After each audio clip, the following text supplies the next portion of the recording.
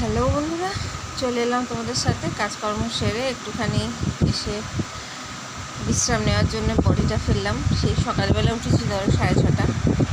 আর এই যে আমার কাছে কে শুয়ে আছে দেখো, এই যে বাবু শুয়ে রয়েছেন।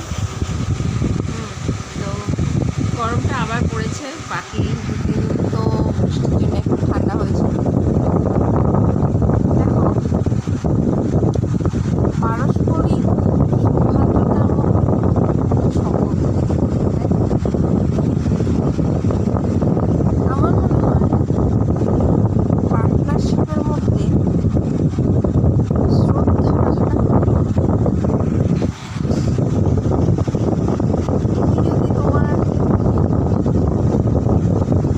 প্রত্যেকের মানুষকে সম্মান না করো, তাহলে মানুষ তোমাকে সম্মান করবে না। সেটাই বসে বসে চিন্তা করছি। এখনকার দিনে বেশিরভাগ ক্ষেত্রে ডিভোর্সটা কিন্তু এই কারণেই হয়।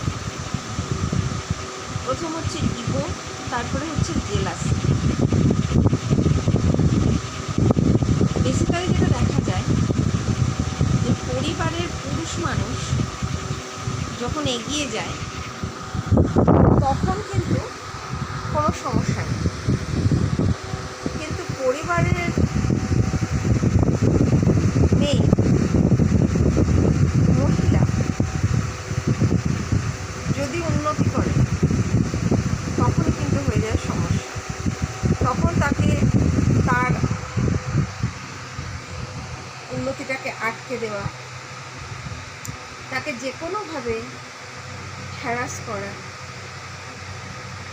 মেন্টালি তাকে ডিস্টার্ব করে দেওয়া, যাতে সে তার কাজটা সুষ্ঠুভাবে করতে না পারে, তার উন্নতির পথে বাধা, সুষ্ঠুভাবে করতে না পারলেই বাধা আসবে, সেটা যাতে করতে না পারে সেই জন্য তাকে বিভিন্নভাবে মেন্টাল টর্চার করা, এইগুলো কিন্তু দেখা যায়, আজকালকার ডেটেও দেখা যায়। যেখানে নারী পুরুষের সমান অধিকার বলা হয় সেখানেও কিন্তু দেখা যায়।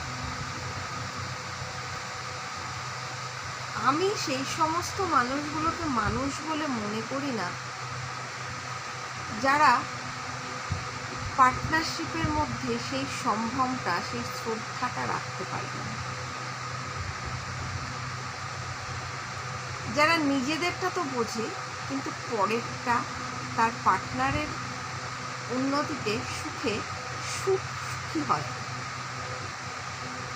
তোমাদের মধ্যে যদি এরকম কোনো ঘটনা, এরকম কোনো উপলব্ধি থেকে থাকে আমাকে অবশ্যই